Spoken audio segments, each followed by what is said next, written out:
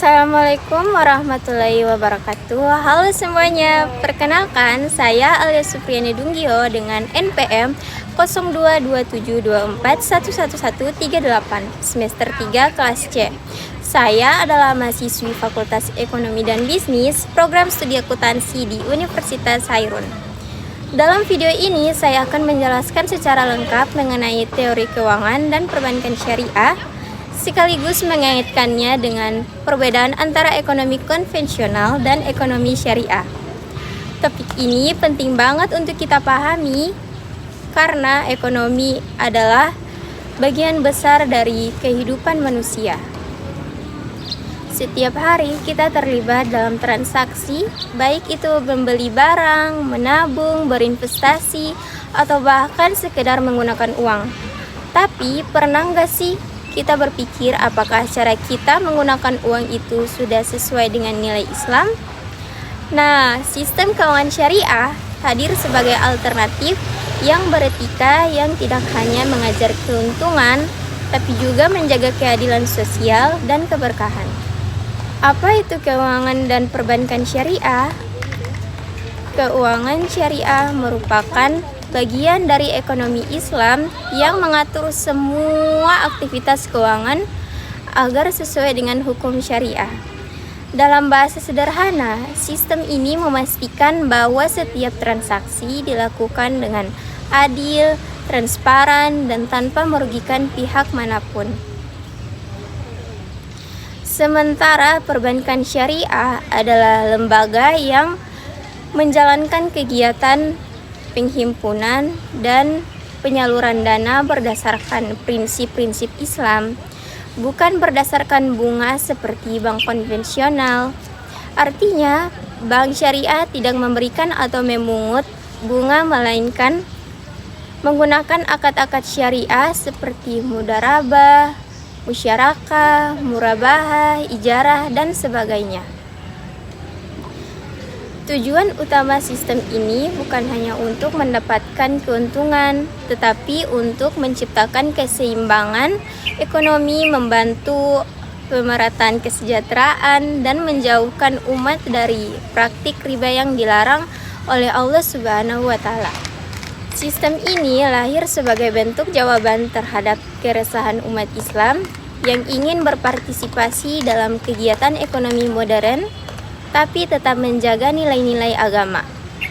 Secara umum, sistem ekonomi konvensional yang banyak diterapkan di dunia saat ini bersifat sekuler dan kapitalistik. Artinya, sistem tersebut menganggap bahwa tujuan utama kegiatan ekonomi adalah memaksimalkan keuntungan. Segala keputusan ekonomi dibuat berdasarkan logika pasar, rasionalitas, dan efisiensi, tanpa mempertimbangkan halal atau haram. Sedangkan sistem keuangan syariah berpijak pada prinsip bahwa semua kegiatan ekonomi adalah bagian dari ibadah. Setiap tindakan ekonomi tidak hanya dinilai dari segi materi, tapi juga dari segi moral dan spiritual. Kalau dalam ekonomi konvensional, sukses berarti laba besar. Dalam ekonomi syariah, sukses berarti mendapatkan keuntungan duniawi dan keberkahan akhirat. Tujuan akhirnya adalah mewujudkan keadilan ekonomi, menghindari penindasan, dan memastikan bahwa kekayaan tidak hanya berputar di kalangan orang kaya saja.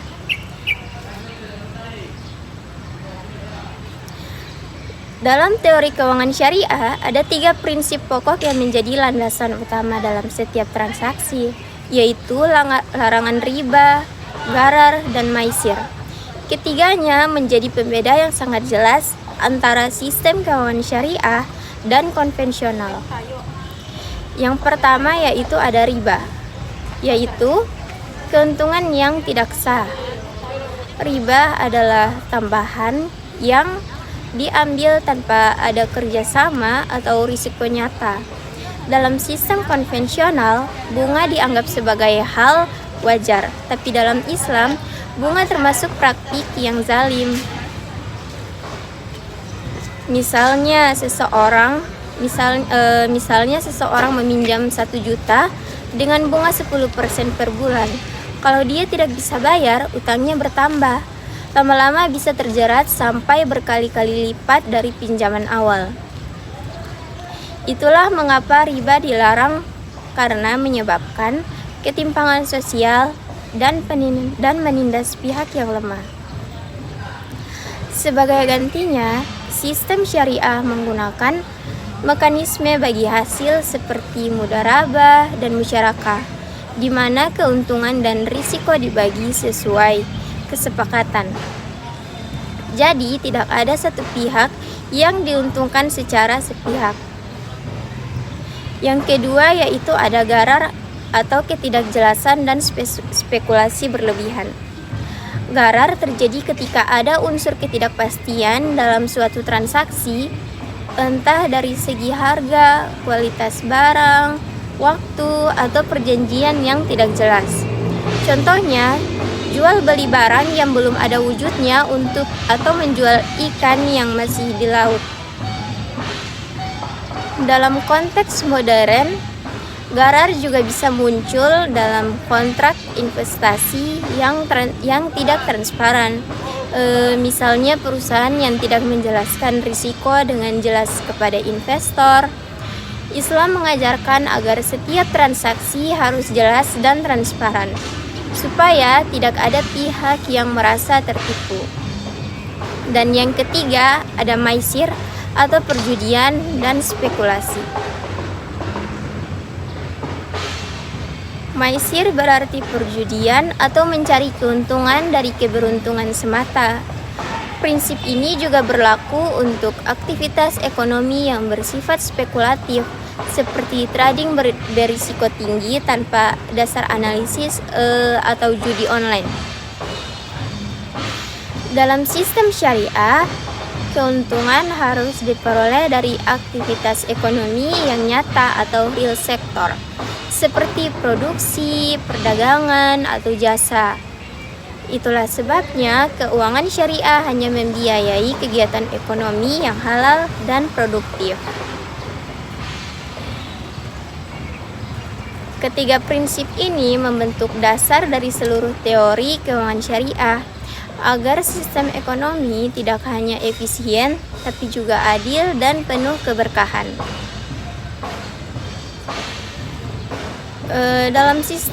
Dalam teori keuangan konvensional, keuangan dianggap sebagai proses alokasi sumber daya untuk menghasilkan keuntungan sebesar-besarnya. Sedangkan dalam teori keuangan syariah, uang bukanlah komoditas, melainkan alat tukar dan alat ukur nilai. Uang tidak boleh diperjualbelikan demi keuntungan bunga, karena uang hanya berfungsi ketika digunakan dalam kegiatan produktif. Artinya, keuntungan hanya boleh didapat dari aktivitas ekonomi real, bukan dari perputaran uang tanpa barang atau jasa yang nyata. Selain itu, teori keuangan syariah menekankan 3 hal besar, yaitu 1. Keadilan atau al-adl. Semua pihak harus mendapatkan haknya secara proporsional. 2. Ada kemaslahatan, yaitu transaksi ekonomi harus membawa manfaat bagi masyarakat. Dan yang ketiga, ada amanah, yaitu setiap transaksi dilandasi rasa tanggung jawab dan kejujuran. Jadi, sistem keuangan syariah tidak hanya bicara soal teknis perbankan, tapi juga membangun perilaku ekonomi yang etis dan bermoral. Kalau kita berbicara tentang teori keuangan dan perbankan syariah, tentu kita tidak bisa lepas dari perbandingan antara sistem keuangan konvensional dan sistem keuangan syariah. Karena dari sinilah kita bisa melihat bagaimana prinsip-prinsip Islam diterjemahkan dalam praktik keuangan modern.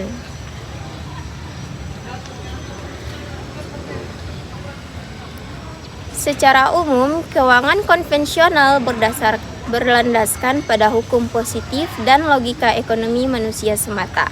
Tujuan utamanya adalah memaksimal keuntungan atau profit maximization, tanpa mempertimbangkan nilai moral, sosial, atau agama. Dalam sistem ini, ukuran keberhasilan biasanya hanya dilihat dari laba, pertumbuhan aset, dan tingkat efisiensi. Artinya, selama sesuatu menguntungkan dan sah secara hukum negara, maka dianggap boleh dilakukan. Berbeda halnya dengan keuangan syariah. Sistem ini tidak hanya berlandaskan pada logika ekonomi, tapi juga pada nilai-nilai keadilan, kejujuran, dan keberkahan sebagaimana yang diajarkan dalam Al-Quran dan hadis. Prinsip utamanya adalah menghindari riba, gharar, dan maisir, serta menegakkan konsep bagi hasil dan keadilan ekonomi. Jadi, dalam teori keuangan syariah, keuntungan bukan satu-satunya tujuan, melainkan alat untuk mencapai kesejahteraan bersama atau maslahah. Keuangan syariah mengajarkan bahwa keberhasilan ekonomi sejati tidak hanya diukur dari berapa besar laba yang diperoleh, tetapi seberapa besar manfaat dan keadilan yang bisa dirasakan oleh seluruh pihak yang terlibat. Perbedaan paling mendasar antara kedua sistem ini terletak pada landasan filosofinya. Keuangan konvensional dibangun atas dasar rasionalitas dan kebebasan individu. Manusia dianggap bebas menentukan apapun selama mampu memberi keuntungan dan tidak melanggar hukum formal. Sedangkan keuangan syariah memiliki landasan spiritual, yaitu bahwa semua aktivitas ekonomi merupakan bagian dari ibadah kepada Allah Subhanahu wa Ta'ala. Jadi, seseorang yang bertransaksi secara syariah bukan hanya mengejar untung, tapi juga berharap mendapat pahala dan keberkahan dari Allah. Landasan ini membuat teori keuangan syariah memiliki dimensi moral dan spiritual yang tidak ditemukan dalam sistem konvensional. Karena itu, setiap transaksi dalam sistem syariah harus dilihat dari dua sisi, yaitu satu, apakah menguntungkan secara ekonomi, dan yang kedua yaitu apakah halal dan sesuai syariah. Jika salah satunya tidak terpenuhi, maka transaksi tersebut tidak sah.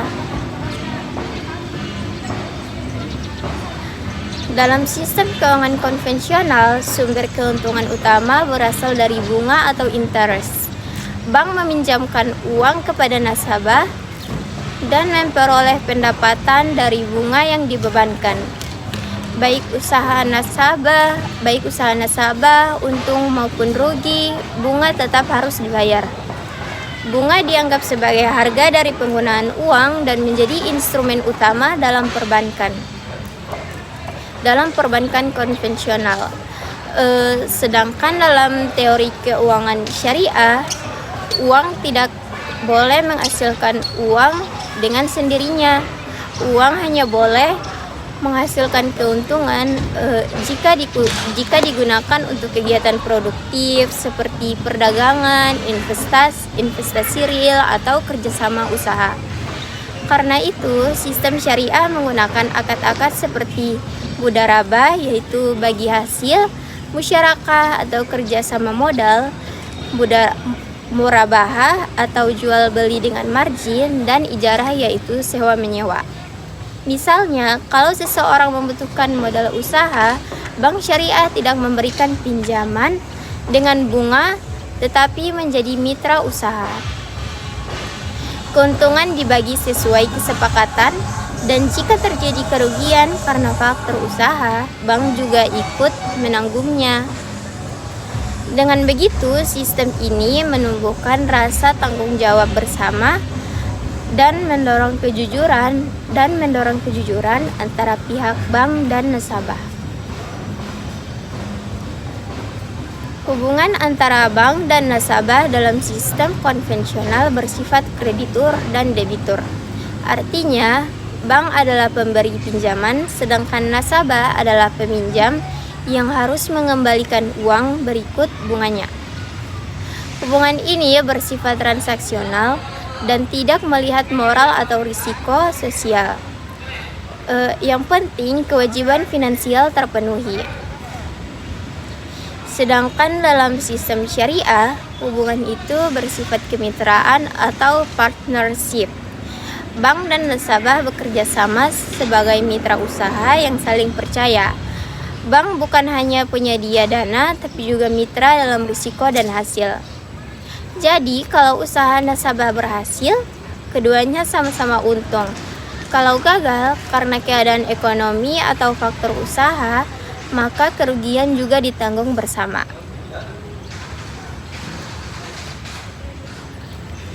Hubungan semacam ini menggambarkan nilai keadilan dalam Islam, di mana tidak boleh ada satu pihak yang diuntungkan secara sepihak, sementara pihak lain dirugikan. Dalam teori keuangan konvensional, uang dianggap sebagai komoditas. Artinya uang bisa dijual, disewakan, atau dipinjamkan untuk mendapatkan bunga. Namun dalam teori keuangan syariah, uang bukan komoditas, melainkan alat tukar dan alat ukur nilai. Uang tidak boleh diperdagangkan untuk menghasilkan bunga, karena hakikatnya uang hanyalah alat untuk memudahkan pertukaran barang dan jasa. Karena itu, dalam perbankan syariah, semua transaksi harus berbasis pada aset nyata atau real asset, seperti barang, properti, atau jasa yang jelas manfaatnya. Inilah sebabnya akad-akad seperti murabahah, ijarah, atau istisna sangat ditekankan karena semuanya melibatkan barang atau jasa real yang bisa diukur dan dimanfaatkan.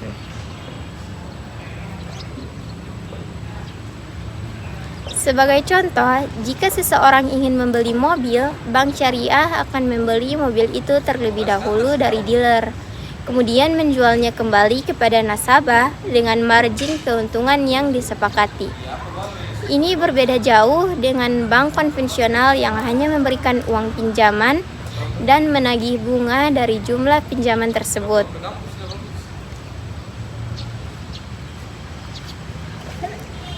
Keuangan konvensional berorientasi pada profit dan efisiensi ekonomi. Semakin tinggi keuntungan dan pertumbuhan aset, semakin dianggap berhasil. Namun dalam keuangan syariah, tujuan akhirnya bukan sekadar keuntungan finansial, melainkan keadilan, keseimbangan, dan kesejahteraan sosial. Dalam teori keuangan syariah, keberhasilan tidak hanya diukur dari neraca laba rugi, tapi juga dari dampak sosial dan spiritual yang ditimbulkan.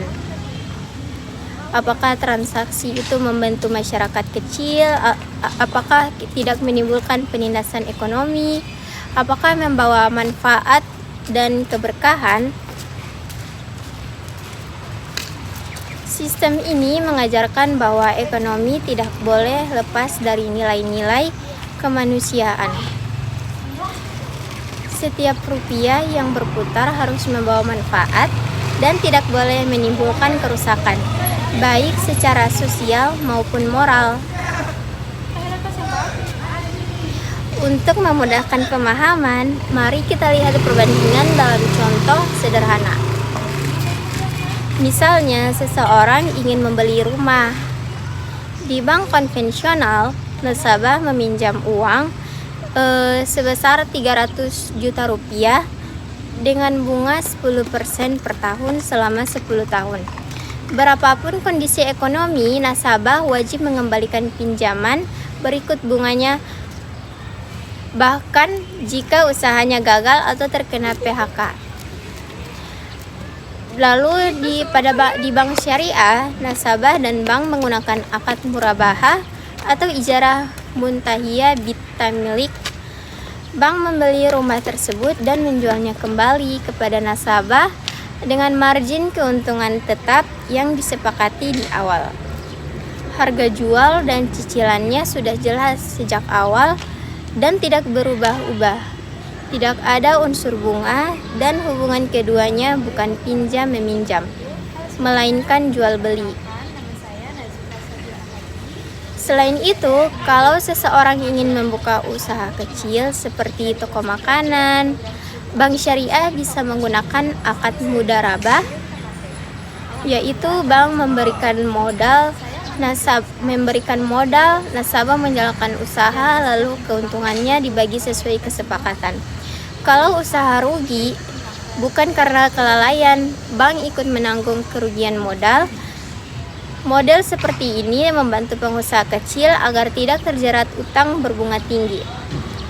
Kalau kita melihat lebih dalam, perbedaan-perbedaan tadi menunjukkan bahwa teori keuangan syariah sebenarnya lebih berorientasi pada keadilan, keseimbangan, dan keberlanjutan ekonomi. Ia tidak hanya berbicara tentang uang, tapi tentang hubungan sosial dan moral di balik uang itu.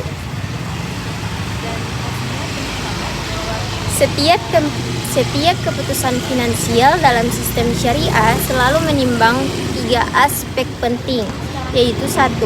Aspek ekonomi, yaitu apakah transaksi itu efisien dan menguntungkan. 2.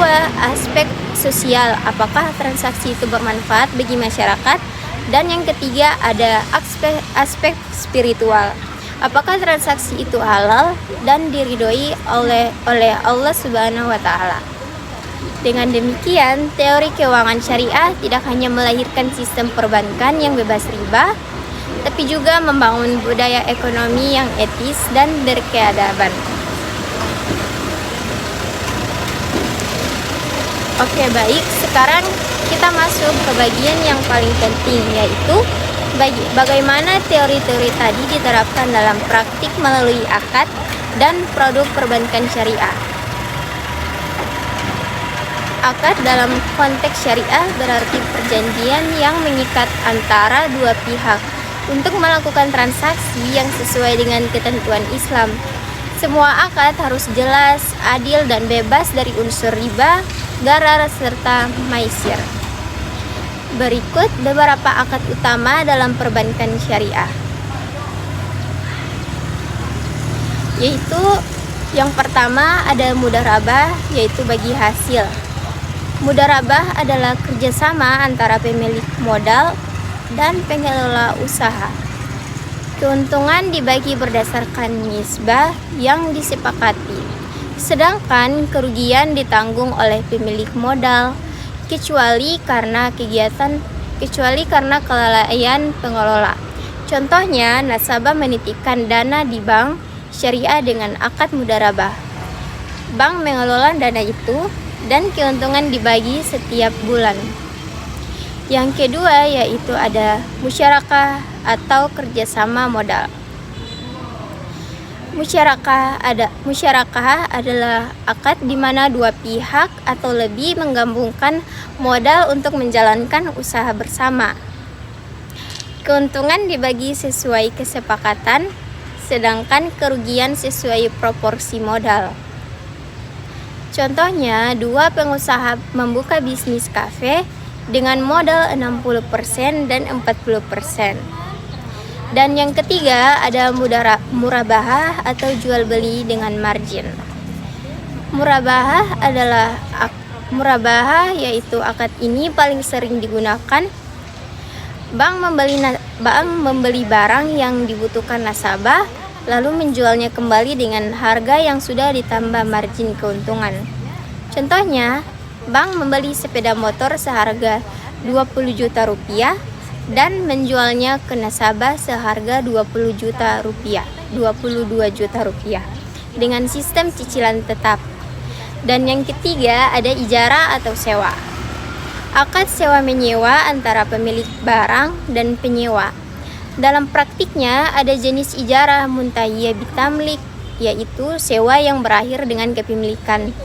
Contohnya, bank menyewakan alat berat ke kontraktor, dan setelah masa sewa berakhir, alat itu menjadi milik penyewa.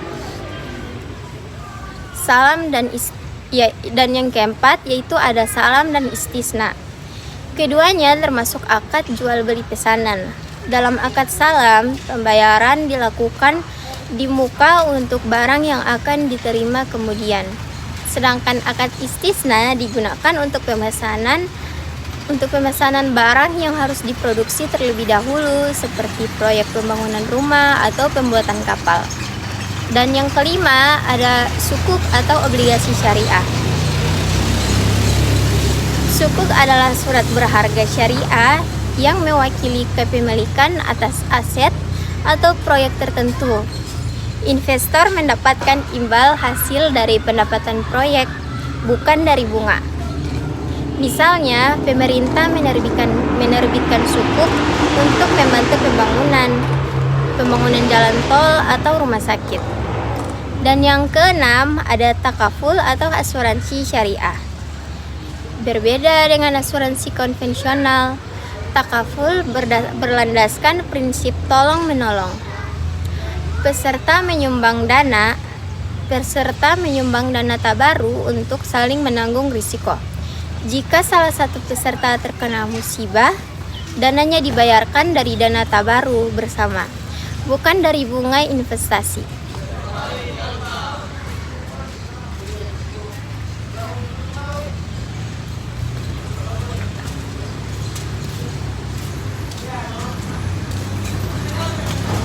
Nah, dari semua pembahasan tadi bisa kita simpulkan bahwa teori keuangan dan perbankan syariah bukan hanya sekadar sistem ekonomi alternatif, tapi merupakan sistem ekonomi yang berlandaskan nilai-nilai moral, keadilan, dan keberkahan. Sistem ini tidak hanya mengatur cara kita mengelola uang, tetapi juga mengajarkan bagaimana kita harus bersikap dalam setiap transaksi, yaitu jujur, adil, dan saling menguntungkan. Setiap rupiah yang berputar dalam ekonomi syariah harus membawa manfaat, bukan kerusakan. Dengan memahami teori dan praktik perbankan syariah, kita jadi sadar bahwa Islam memberikan panduan lengkap tentang bagaimana ekonomi seharusnya berjalan, yaitu tidak hanya untuk memperkaya diri, tapi juga untuk membangun kemakmuran bersama. Semoga penjelasan ini bisa membantu kita memahami lebih dalam bagaimana keuangan syariah bekerja, dan semoga ke depan semakin banyak masyarakat yang memiliki sistem halal, adil, dan penuh keberkahan. Sekian dari saya. Wassalamualaikum warahmatullahi wabarakatuh.